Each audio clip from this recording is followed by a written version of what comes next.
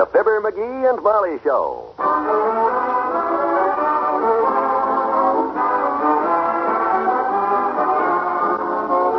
NBC and Richard Hudnut, makers of enriched cream shampoo and cream rinse, present Fibber, McGee, and Molly, transcribed.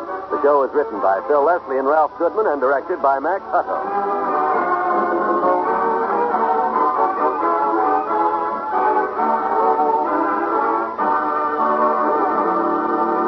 We'll join Fibber and Molly in just a moment.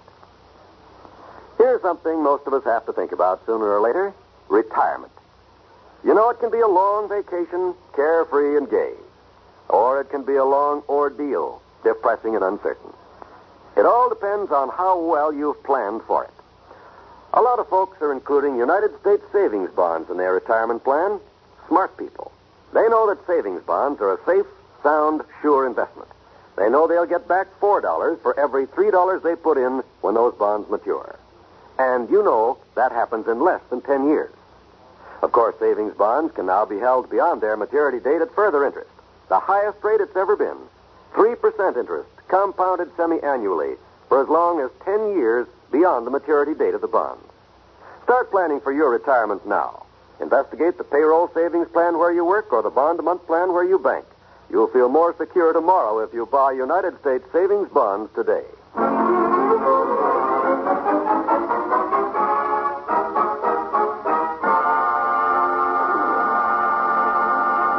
If you're at all familiar with the habits of Mr. McGee of 79 Wistful Vista, you'll immediately recognize that jolly twinkle in his eye as he reaches for the telephone. In the morning, in the evening, ain't we got fun? Who are you calling, McGee? Listen. Happy birthday to you. Happy birthday to you. Happy birthday, dear Georgie. Happy birthday to you. Well, congratulations, old man. What's that? This ain't your birthday. Who is this? Dr. George Gamble? Oh, I must have the wrong number. I was calling George Washington. Today's his birthday, and he hung up. You know, sometimes I could... Oh, boy, I'd give anything to see the expression on old Fatso's face right now. He looks so funny when he gets mad. Them double chins of his quiver like Venetian blinds in an earthquake. I don't think that's so funny. Dr. Gamble is a busy man. He hasn't time for such foolishness. Oh, gee, that's right. It's noon, ain't it? He was probably right in the middle of lunch, and that's his busiest hour. I'll call him back and apologize. McGee, put down that phone. Oh, well, gee whiz, can't a guy have a little fun? Yes. I know a nice game we could play. What? Sort the laundry. Today may be Washington's birthday, but if you shorten it down a little, it comes out wash day. Monday, huh? That's right. Come get the soap down off the cupboard shelf for me, will you? Ah, forget the laundry, kiddo. This is a national holiday. Nobody works on a national holiday. It's a holiday. There'll be no laundry done in this house today. What? That's right. I, the master of this house, insist. Please? Well, that's sweet of you, dearie, but I just have to do it today. The rest of the week is all filled up. Tomorrow I do the yard and the patio. Wednesday is mending day. Out of respect to the father of our country, I demand that you desist.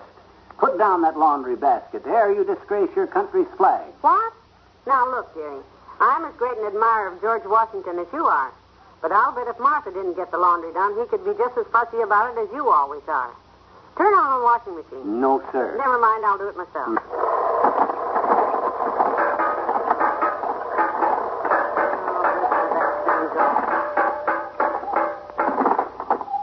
Oh, fine. You see? Even the washing machine won't work on a holiday. What did you do to it? I didn't hurt anything. I just borrowed the pulley from the motor to attach to the generator in the garage. How many times have I begged you not to fool with this machine, McGee? Well, I was going to put it back tomorrow. Only takes a couple hours. How'd I know you were going to do any work on a holiday? All right, where's the car? I'll take the laundry over to Monica Miller's. You can't. Why not? That's what I needed the pulley in the generator for. The car battery's dead, and I thought I'd charge it up again. You're not mad, are you? No. But honestly, sometimes when you charge the battery, I think you hold on to those wires too long. Because if there's At least I didn't lie. I told the truth, like George Washington would have did if he'd have done it. All right, you win. I'll do the laundry another time. Sure. Nobody ought to work on Washington's birthday anyhow. It's a holiday. Let's just sit around and relax. Okay. You go ahead and start. I'll join you later as soon as I get these dishes out of the sink. Okay, Tootsie. Ah, there goes a good kid. And a fine little housewife. George Washington might have thrown $1 across the river, but she can make a buck go further than that, Bud. Come in. Hi, mister. Well, what have we here? In this gorgeous blue uniform. Continental soldier from the Army of General George Washington? Don't tell me the British are coming. No, mister. It's me to me. Well, speak up, soldier. Just say the word, and I'll get my shotgun out of the attic and help defend the garrison. It's not a soldier, mister. It's me to me. I'm not real. Well, you could have fooled me. When I saw you standing there in that doorway with that musket and that drum, I figured the British were sure coming. This is my costume for my school play we did Friday, I bet you. Washington and Valley Forge. Oh, down there. I bet that was exciting. What'd you play? The drum. I just banged on it. No, I mean what part? The top part where it makes the most noise, like this. Hey, hold it. Wasn't that pretty loud? Miss Yegley liked it. She did? Yes, I was only supposed to be on at the beginning, but all through the rest of the play, she kept whispering from behind the curtain and told me to keep playing my drum. Told you to keep banging that thing all through the play, huh? You must have been a little drum happy. Sure. All the time she kept yelling, beat it, Teeny, beat it. Beat it. So I did. Oh. Hey, mister, you want to hear my part? You want to hear it? I'll play it for you. Oh, well, I'm kind of busy right now. All I do is beat the drum like this and, oh, a cookie. Yeah, that's right, sis, a cookie. And it's yours if you'll just take that drum and go home. Just one cookie? What's the matter, not enough? My mama gave me 3 to come over here. Okay, here's 4. 4? Oh, boy. Bye, mister. Don't forget your drum. Okay. Thanks for reminding me.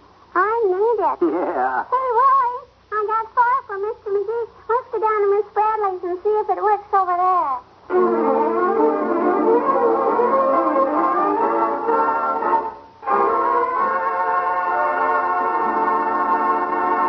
Back to Wistful Vista in a minute.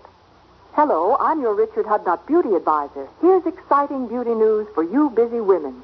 It's about an amazing shampoo that gives your hair a beautiful egg sheen in just 3 minutes' time.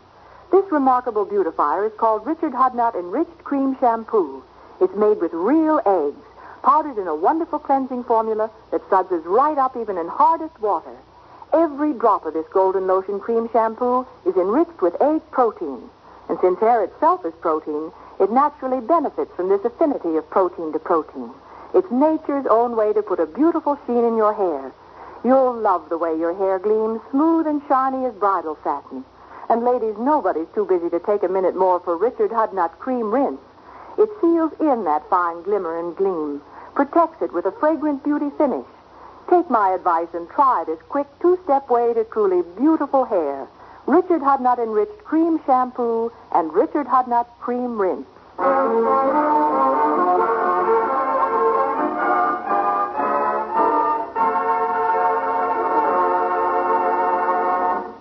So congratulations, George, old man. I just called up to wish you a happy... What? Your name is Wallace Wimple. Oh, I must have the wrong number. You see, I was calling George Washington to wish him... McGee, are you at that again? Oh, yeah, Wimp. Well, thanks for calling up. Oh, I'm glad you phoned, boy. Give my best to the wife. Goodbye. That was Wimp. Mr. Wimple. Wallace. You know, Wallace Wimple? That's funny. I could have sworn it was George Washington again. No, I'm not pulling that gag anymore. It seems kind of... Grocery boy! Hello there, kids. Want me to set the groceries in the kitchen, daughter? Yes, did you please, Mr. Oldtimer? I did. What are you doing working today, old-timer? Don't you know this is a holiday? I know it, Johnny, but my stomach don't. Gotta work to eat. Happy Washington's birthday, though. Anyhow, though. Same to you. I'll go put away the groceries. Oh, no, you stay right where you darn are, Molly. But, McGee... Doggone it, this is a holiday. I keep telling you. We're not going to do any work around this house today. Relax. Okay, you sold me. I won't lift a hand from here on in. Good. Did you bring everything I ordered, Mr. Oldtimer, meat and everything? Daughter, I cannot tell a lie. As Queen Elizabeth of England said to Philip, the Duke of Edinburgh, yep. Like I was telling my girlfriend, Bessie. Oh, how is Bessie these days, anyhow? Oh, she's fine, daughter, fine. Healthy as a hay-fed heifer and happy as a hog. Just had a great honor conferred on her, kid. Yeah, what kind of an honor? Butchers' Union is holding a convention here this week. Yeah? Last night, they elected my Bessie to the national title of Miss Rump Roast of 1954.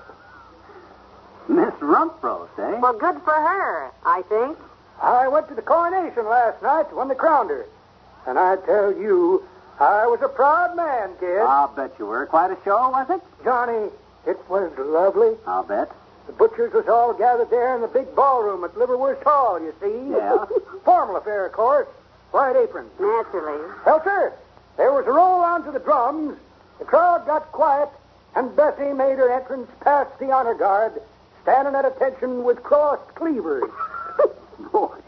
4 big butchers carried her in on their shoulders, sitting in a glass showcase and a bed of parsley, and Bessie never looked lovelier. I can imagine. She was wearing a white formal dress and carrying a bouquet of assorted cold cuts. And on her head, they put a crown roast with 14 ribs with a lamb chop patty on every bone. My gosh, they really went all out. You were proud of her, were you? Johnny, when that whole thing was over, I just sat down and cried like a baby. Must have been touching. Touching heck. You know what them sausage heads did? They took that crown roast back. I better not talk about it anymore. I'll start crying all over. So long, kid. Sounded like his heart was broken, and I don't blame him. Boy, all that conversation got me hungry. What are you going to fix for dinner, kiddo? Nothing. Nothing. This is a holiday, remember? You wouldn't want me to work on Washington's birthday. It's a holiday. I'm trapped. I suppose we could get dressed and go out for dinner. That wouldn't be doing any work. I got an even better idea than that. You sit right there where you are. In honor of this is Washington's birthday, I'm going to bake you a cherry pie. Huh? Oh, no. You just tell me where the flour and the butter and the baking powder and the yeast is. Yeast? Now I can get the seeds out of the cherries without getting them all over the floor and onto the kitchen curtains. And That's all. You got me. Go on back and sit down. I'll get started on the dinner. You mean you don't want me to bake a cherry pie for Washington's birthday? Father, I cannot tell a lie. Come on, you can set the table. Good.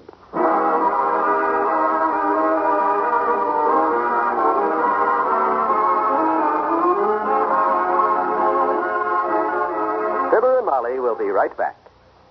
Tuesday nights on the NBC Radio Network, you'll hear more wonderful entertainment. So be sure to set your dial to this same station for pleasure-filled radio listening. You'll want to hear the quarter-hour song stanzas presented by the ever-popular Dinah Shore and Frank Sinatra tomorrow evening. Each of these talented entertainers presents 15 minutes of the best in popular music. Be sure to listen. And listen, too, for action-filled drama on Frank Sinatra's mystery series, Rocky Fortune. As Rocky Fortune, you'll hear Frank Sinatra in the role of a happy-go-lucky adventurer who trades witticisms for mystery. We know you'll enjoy Rocky Fortune Tuesday evenings on the NBC Radio Network. Then, for more thrills and excitement, listen to Barry Craig, Confidential Investigator. William Gargan stars as Barry Craig, and the program is packed with thrilling adventure. Of course, Tuesday night on NBC Radio brings Dragnet, starring Jack Webb. Dragnet is the authentic story of your police force in action, the story of an actual crime told by Sergeant Joe Friday. Hear it tomorrow.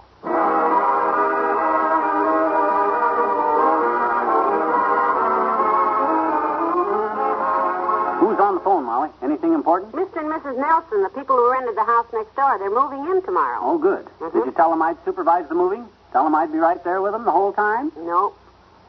Let's start on good terms with the neighbors for once. Okay. Good night. Good night, all.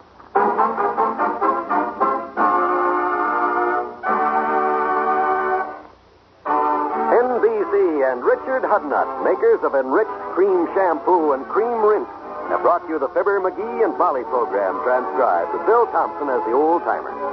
This is John Wald inviting you to be with us again tomorrow night for another visit with Fibber, McGee, and Molly.